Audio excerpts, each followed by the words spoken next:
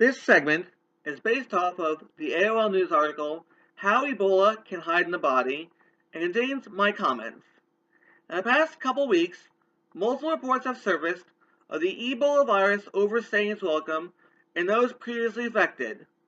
On May 1st, the Centers for Disease Control and Prevention issued a warning to male Ebola survivors, saying that they should use protection indefinitely.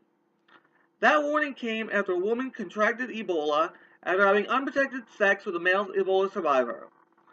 The survivor overcame the virus about 5 months before. The New England Journal of Medicine reported that an American doctor who survived the disease had Ebola in his eye more than 1 month after leaving the hospital to clear the virus. Scientists are still trying to understand why Ebola remains in the host's semen and eyes for so long.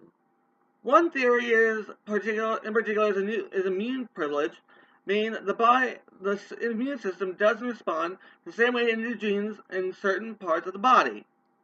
It is believed to occur in the eyes, testicles during pregnancy, and the placenta and fetus. While these functions in the body protect those areas from inflammatory immune response, which could harm them, it also creates a safe haven for viruses like Ebola. For survivors of Ebola, this means they're not completely in the clear yet. During the Ebola outbreak in 1995, there were reports of eye infections similarly to this. Judging by that outbreak, NPR reports that about 65% of survivors could be at risk of losing their vision. The CDC still doesn't know exactly how long Ebola can be found in semen. This Ebola outbreak has more than 26,000 suspected cases. The World Health Organization reported about 1 in 3 of those patients survived. In the coming months, we'll find out exactly how their bodies will continue to respond to the disease. So first off, I have been on the bandwagon in the past that Ebola has been a whole big thing of paranoia. I mean, think about it. How many people came back to the United States from Africa with Ebola compared to how many Americans contracted the disease in the hospital where the infection occurred compared to how previous deaths were caused by this? So yeah, seems kind of paranoid, you know? Next off, I have no sex jokes to make here.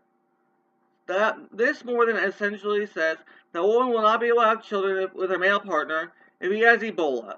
That really sucks. This kind of makes male Ebola a sexually transmitted disease. That said, I will reiterate that the CDC doesn't know how long Ebola can be found in the semen, and so there is hope. My biggest concern is for the children.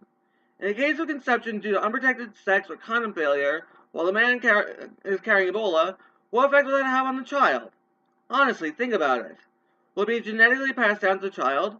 Will the child be blonde? And the mortality rate, 1 of 3 survive. Those are not good odds. Like I said, I always thought of Ebola as a paranoid thing, but this has changed my opinion slightly. After all, Ebola isn't something you can call a pandemic, and it's not the most common disease in the United States, but yes, it is severe and serious, so I do respect for it in a certain angle, not a contagious rate, but the seriousness of what the disease actually entails.